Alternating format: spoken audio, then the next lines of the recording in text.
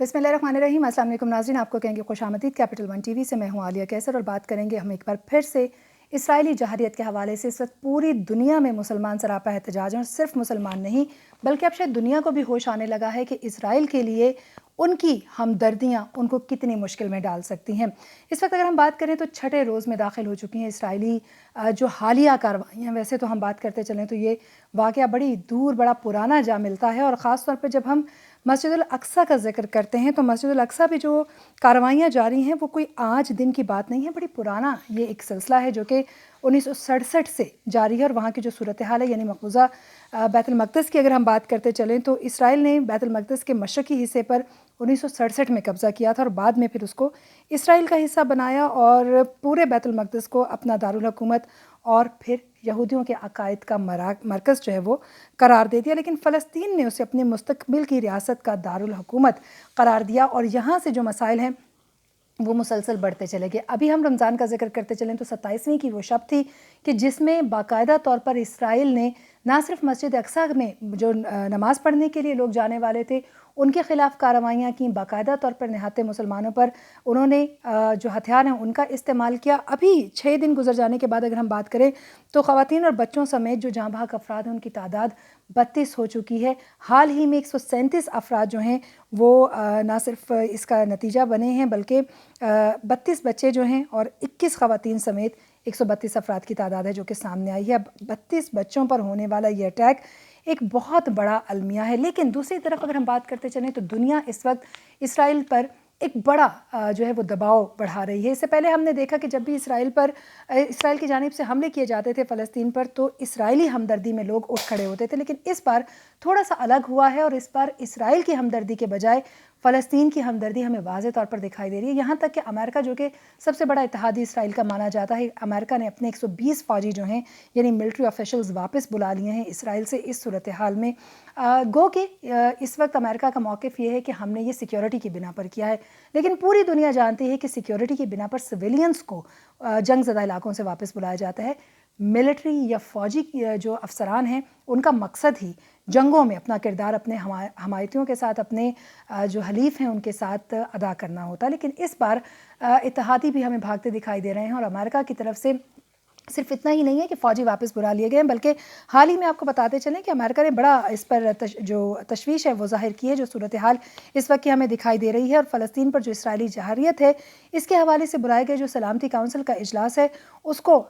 वो इतवार को तो होने जा ही रहा है, लेकिन इसके हवाले से जो अमरीकी कांग्रेस में मुस्लिम खातून अरकान हैं उन्होंने भी बड़े पैमाने पर जो है वो दुनिया की तवज्जो इस वक्त फ़लस्तीन की तरफ दिलवाने की जो है वो कोशिश उनकी जानिब से जारी है। अमरीकी वज़ीर ख़ारजा एंथनी ब्लिंकन ने भी मासूम जानों के नुकसान पर अफसोस का इजहार करते हुए कहा है कि हम चाहते हैं कि इस मसले पर खुल के बहस हो। ये पहली बार हो रहा है कि अमेरिका फ़लस्तीन के मसले पर खुल के बहस करने जा रहा है। OIC का इजलास हो रहा है। एक तरफ तो हम ये देखते हैं कि जो इसराइल है वो अपने आप को बड़ा मजबूत समझ रहा था, लेकिन हमास या अल-कासिम ब्रिगेड या फ़लस्तीन के जो लोग हैं उनका जो जज्बा है बड़ा उभर के सामने आया। अब तक इसराइल को ये गलत फहमी थी कि शायद हमने इनके जज्बात को मांद कर दिया और अब हम इनको डरा धमका सकते हैं, लेकिन सोशल मीडिया भरा पड़ा है ऐसी ख़वातीन, ऐसी नौजवान लड़कियों की वीडियो से जिन्होंने बाकायदा तौर पर नाको चने चबाए हैं इसराइली फ़ौजियों को और उनको वाज़ेह पैगाम दिया है कि फ़लस्तीन कभी भी अपना हक नहीं छोड़ेगा। मस्जिद अक्सा में आग लगाने का वाक़या हो, मस्जिद अक्सा से नमाजियों को मोड़ने का वाक़या हो, फ़लस्तीनियों पर गज़ा की पट्टी पर होने वाले मज़ालिम हों, हाल ही में 32 बच्चों समेत 132 लोगों को जाँ बहक करने या उनको कत्ल करने का मामला हो, इसराइल को इस वक्त बड़ी मुश्किल का सामना करना पड़ा है क्योंकि फ़लस्तीन उठ खड़ा हुआ है और हमास ने बाकायदा तौर पर अभी हाल ही में अगर हम बात करते चलें तो सीरिया यानी शाम और फ़लस्तीन के जो हमास की जो ब्रिगेड है, जो लीडरान हैं उनके दरमियान बड़ी अहम मुलाकात हुई है और इस मुलाकात पर एक बार फिर से इसके बाद से हमास जो है वो खासा मजबूत दिखाई देता है। उन्होंने बड़े मिसाइल जो है इसराइल पर दागे। इसराइल हर तरह से इस वक्त नाकामी का सामना कर रहा है, उनका मीडिया जो है वो अपनी नाकामी को छुपाने की कोशिश कर रहा है, लेकिन इस बार इसराइल बच नहीं सकेगा क्योंकि मुस्लिम इत्तेहाद भी उठ खड़ा हुआ है। और एक बड़ी पेशगोई इसराइल के बारे में हम जानते हैं कि पहले ही कर दी गई है कि फ़ौजें इस खत्ते से जब उठेंगी तो उनका किला कमा करके ही रहेंगी। हो सकता है कि फ़लस्तीनी अब अपनी आज़ादी का सूरज जो है वो तुलू होते देखने जा रहे हैं। ये पहला मौका है कि जब आलमी बिरादरी की तरफ से اسرائیل کے اوپر دباؤ جو ہے وہ بڑھ رہا ہے۔ اس سے پہلے ہمیشہ فلسطین پر بات کی جاتی تھی، گو کہ اگر ہم فرانس کی بات کریں تو ڈھکے چھپے لفظوں میں ابھی بھی انہوں نے اسرائیل کا ساتھ دینے کی کوشش کی ہے۔ انہوں نے صرف اتنا کیا ہے کہ جو ان کے مظاہرے ہیں ان کے ملک میں ہونے والے اسرائیل کے خلاف، ان مظاہروں کو انہوں نے روکنے کے لیے اپنی پاور کا استعمال کیا ہے، کیونکہ 2014 میں بھی جب اسی طریقے سے اسرائیل نے فلسطین پر حملہ کیا تھا تو پھر فرانس کے اندر بڑی پیمانے پر لوگوں نے احتجاج بلند کیا تھا، اور اس کے نتیجے میں فرانس کو خود مشکل کا سامنا کرنا پڑا تھا۔ لیکن ہم فرانس کی پالیسیز کو اچھے طریقے سے جانتے ہیں۔ اس وقت دنیا کی طاقتور جو معیشت ہے اس کو تصور کیا جانے والا ملک امریکہ، البتہ انہوں نے اس وقت ڈھکے چھپے اور کچھ واضح الفاظ میں فلسطین کی حمایت کا جو ہے وہ تذکرہ کر دیا، اور اس وقت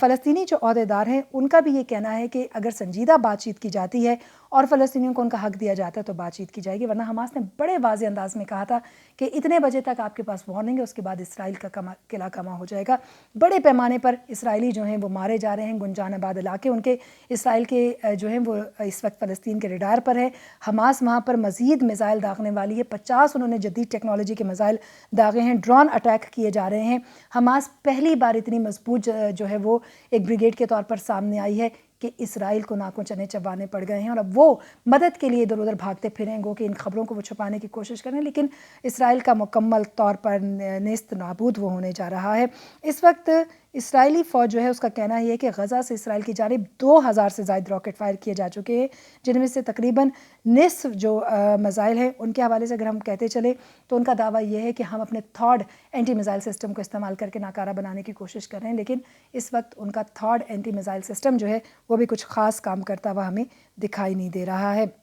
مقبوضہ بیت المقدس میں جاری پرتشدد کارروائیاں سال 2017 کے بعد بدترین ہیں، اور اس میں جو یہودی آباد کار ہیں ان کی جانب سے مشرقی یروشلم میں جو اس وقت کی صورتحال ہے اس کو اگر ہم مد نظر رکھیں تو بڑے پیمانے پر جو یہ کارروائیاں ہیں ان کو بڑھا دیا گیا ہے۔ اوورآل اگر ہم آج کے اس پروگرام کی بات کرتے چلیں تو ہم آپ کو یہ بتانا چاہتے ہیں کہ یہ ایک خوشائند بات ہے کہ اسرائیل کو منہ کی کھانی پڑ رہی ہے، بڑے پیمانے پر مختلف ممالک کا اتحاد ہو چکا ہے،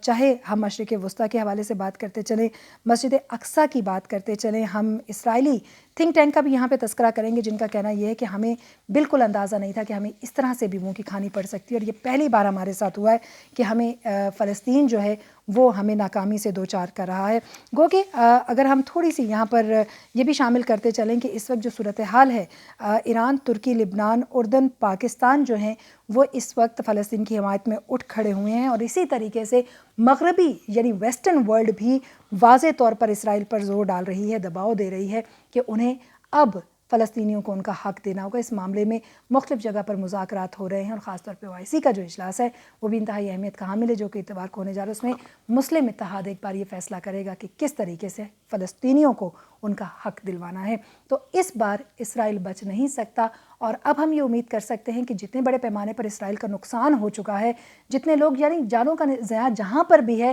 یقیناً اس کو ہم افسوسناک ضرور کہیں گے، لیکن یہ فلسطین کا حق ہے، اور جتنے فلسطینیوں کو اسرائیلیوں نے مارا ہے، حماس کی جانب سے کارروائیوں کے نتیجے میں ایک بڑی تعداد میں فلسطینی جو ہے ان کے ساتھ ساتھ ہمیں چلتے ہوئے دکھائی دے رہے ہیں، اور ان کی ہمدردیاں جو ہے حماس سمیٹنے میں کامیاب ہوئی ہے۔ دوسری طرف اسرائیلی جو ہے انہیں بڑا جانی نقصان ہوا ہے، اور آنے والے دنوں میں اب وہ اپنے اتحادیوں سے مدد کی اپیل کر رہے ہیں، جبکہ امریکہ جیسے اتحادیوں نے اپنے فوجی وہاں سے واپس بلا لیے ہیں، اور اب انہوں نے فلسطین کی حالت زار پر افسوس کا اظہار کیا، اور باقاعدہ طور پر اسرائیل کے حوالے سے کھل کر اجلاس میں بات کرنے پر زور دے دیا ہے، جس کا مطلب یہ ہے کہ آنے والا وقت اسرائیل پر خاصا بھاری پڑنے والا ہے۔ یہ تھی کچھ اب تک کی updates capital one T V سے۔ مزید اپڈیٹس کے لیے ہمارے ساتھ رہیے اور سبسکرائب کرنا نہ بھولیں۔